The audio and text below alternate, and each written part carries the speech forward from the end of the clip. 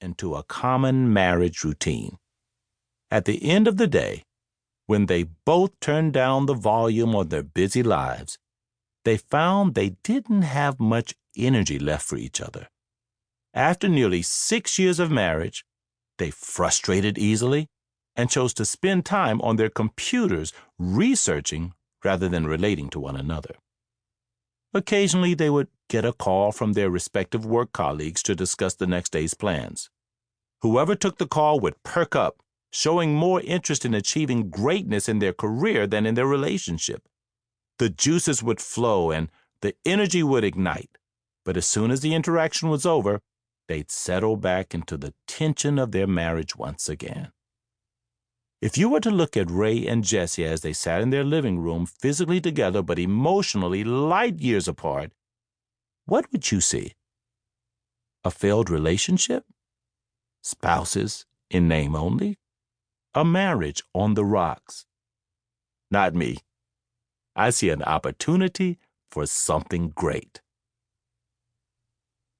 The truth about marriage.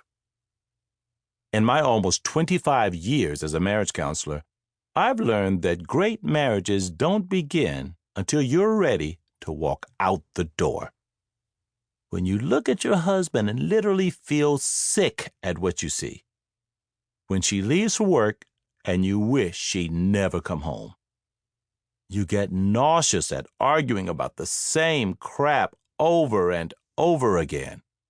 You don't want to be touched. You would rather spend the night in the backyard than sleep in the bed with him. You feel as though this was the biggest mistake of your life. Have you ever felt like that? If you've been married or you're married now, I'll bet the honest answer is yes. As a marriage second-timer, I understand the pain of a failed relationship.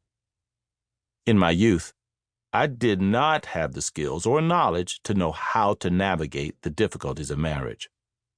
I found out quickly and painfully that matrimony without preparation or sufficient education will end in failure and regret. These experiences are painful and real. Relationship counselors, marriage gurus, and self-help books will instruct you to speak your spouse's love language or learn the 7 principles of a successful marriage. They may tell you that men are from Mars and women are from Venus.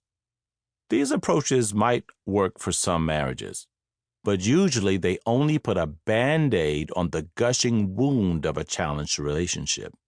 In truth, sometimes the hemorrhaging is necessary.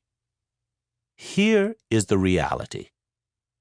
There are no secrets to making marriage work. There are as many love languages as there are human emotions. You may never enjoy the image you concocted of what a happy or beautiful marriage looks like or what great kids look like. Rather, your journey toward a successful marriage may include much of the following. You are so dog-tired of each other that your sex life becomes inactive or uninspiring. You may, in some cases, be tempted to hurt each other physically. You forget about communication boundaries and say whatever is on your mind because you are fed up. The kids hear you argue and feel their world is falling apart. You enjoy it when another person flirts with you. You may even initiate it.